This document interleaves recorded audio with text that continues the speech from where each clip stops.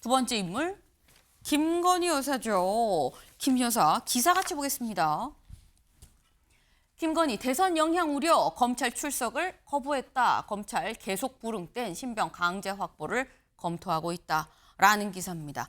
검찰이 이 명태균 사건 관련해서 14일, 그러니까 내일인 거죠. 내일 나오세요라고 날짜를 콕 집어서 정식으로 소환장을 보냈습니다. 근데 여기에 대해서 불출석 사유서를 제출했다라는 거죠.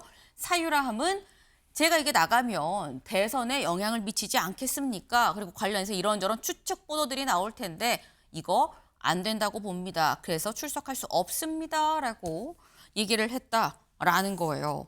근데 이승훈 변호사님, 이게 지금 검찰 입장에선 계속 불응하면 강제로 신병을 확보할 수도 있다라는 건데 강제로 신병을 확보할 때는 사실 한 두 번, 세 번 횟수가 있거든요. 이 강제 신병 확보가 대선 전에 있을 수 있는 건가라는 생각이 듭니다. 검찰이 원칙을 보인다라고 한다면 네. 대선 전에 강제 소환을 해야 되겠죠. 그런데 뭐 검찰이 항상 그랬듯이 윤석열 전 대통령 앞에서는 고개를 숙이는 모습들을 많이 보여왔기 때문에 아마 대선 이후로 미뤄지지 않을까 싶고요. 저는 그것보다도 김건희 여사의 불출석 사유서가 좀 웃긴 것 같아요. 이재명 후보도 조사 재판 안 받잖아. 연기됐잖아. 뭐 문재인 전 대통령도 네. 조사 없이 기소했잖아. 그러니까 미뤄야 된다라고 하는 것 자체가 아직도 김건희 여사가 본인의 남편이 대통령인 줄 알고 있다 이런 생각이 들고 저는 윤석열 전 대통령 때 참 특이하신 분이다라고 생각을 했던 것이 왜 본인의 재임 시절에 원칙적으로 그냥 수사를 받아버리면 자신들에게 오히려 더 이익이 되고 국민의힘에도 도움이 될 건데 왜 저렇게 피하나. 그럼에도 불구하고 야당에 대해서 왜 저렇게 악착같이 수사를 하나. 먼지털이식으로 그런 측면에서 국민의힘의 권위라든가 대통령의 권위가 다 잃어버렸거든요. 김건희 여사가 소환받는 데 있어서 누가 소환받는데 받으면 안 됩니다. 라고 걱정하실 국민들이 얼마나 있겠어요. 그런 측면에서는 본인들이 자초한 일이기 때문에 빨리 소환 조사에 응해서 법을 따르는 모습을 좀 보여주는 것이 맞지 않나 생각합니다. 네. 아직도 영부인이라고 생각을 하는 거냐. 빨리 법에 의한 대로 소환 조사 받아라라고 지금 말씀을 하셨어요. 최 의원님.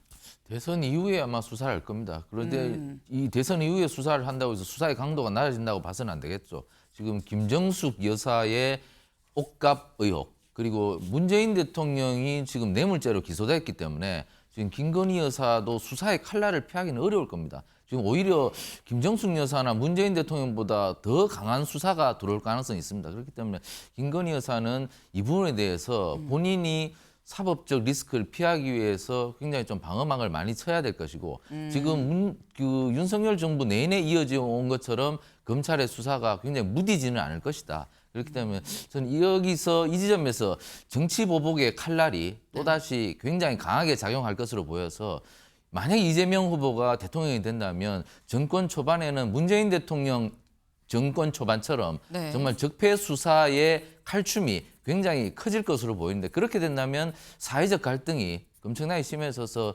저는 이재명 후보께서 지금 강조하시는 네. 성장이라든가 여러 가지 경제 이슈가 모두 파묻혀버리고 또다시 정치 보복이 모든 전국을 주도하는 블랙홀이 되지 않을까 굉장히 우려스럽습니다. 네. 지금 말씀은 아마도 수사 자체는 대선 이후로 가긴 하겠지만 문재인 정부 시절의 적폐청산 수사 기억하지 않느냐.